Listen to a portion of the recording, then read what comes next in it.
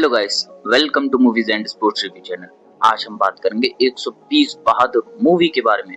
और मूवी की बात करें तो मूवी के मेन लीड एक्टर होते हैं फरहान अख्तर और वो रोल प्ले कर रहे होते हैं मेजर शैतान सिंह का।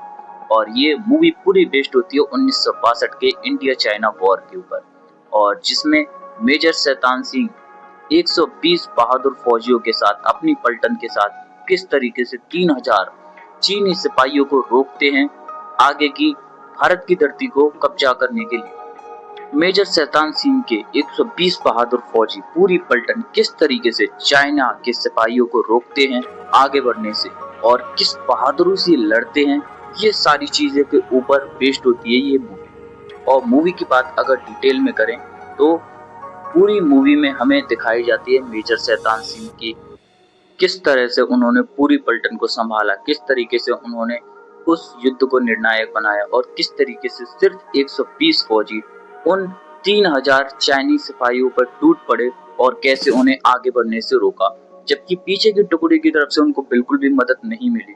उन्होंने खुद ही सारी रेजिमेंट को तैयार किया और सारे भाई खुद लड़ने के लिए आगे बढ़े।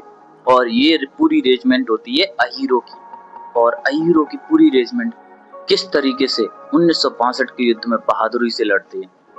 एक तो इतनी ऊंचाई पहाड़ों पर लड़ना, ऊपर से -24 डिग्री की इतनी कड़कड़ाती ठंड, और उसमें भी सिपाही ठंड को नहीं देखते हैं, अपने हौसलों को देखते हैं और बहादुरी से चीनी सिपाहियों की तरफ लड़ते हैं। जबकि चीनी सिपाहियों के पास हथियार सेना सब हमसे ज्यादा होती है, लेकिन उन 120 सिपाहियों के पास जज्बा होता है देश की रक्षा करने का, जज्बा होता है अपने देश के लिए मर मिटने का, और जज्बा होता है अपने देश के लिए दुश्मनों को मार डालने का। और यही सारी उन रेजिमेंट की कहानी हमें बताती है।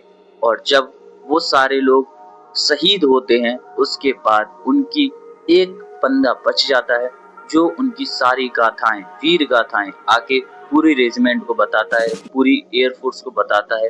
लेकिन वो इस पर यकीन नहीं करते क्योंकि बर्फ की तूफान की वजह से कोई भी लाशें या सैनिक नहीं मिलते हैं।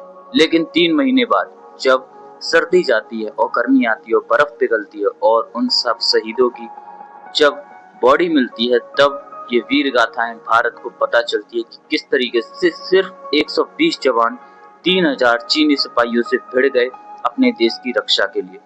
और तब हमें पता चलता है मेजर शैतान सिंह की कार्यकुशलता और पूरे 120 बहादुरों का वो वीरता संग्राम। और ये सारी चीजें हर एक हिंदुस्तानी को पता होना चाहिए। मुझे तो, मैं अपनी तरफ से मूवी की रेटिंग की क्या बात करूं, अगर भारतीय सेना के ऊपर मूवी बनी है, वो भी इतनी अच्छी मूवी बनी है, तो 10 आउट ऑफ 10 से नीचे देना तो बहुत ज्यादा मूर्खता होगी। इसलिए मैं मूवी को रेट करूंगा 10 आउट ऑफ 10। हर एक हिंदुस्तानी को ये मूवी तो देखनी ही चाहिए, ना कि सिर्फ इसलिए क्योंकि मूवी बहुत ज्यादा अच्छी बनी है, बल्कि इसलिए भी कि मेजर शैतान सिंह ने जो हमारे देश के लिए बलिदान किया है वो हर एक हिंदुस्तानी को पता होना चाहिए, हर एक हिंदुस्तानी को उसके ऊपर गर्व होना चाहिए। बाकी आप मुझे बताना आपको मूवी कैसी लगी, आपने मूवी देखी है या नहीं देखी, ये भी आप कमेंट्स में जरूर बताना। बाकी हम आपसे मिलते हैं नेक्स्ट वीडियो में, तब तक के लिए जय श्री राम।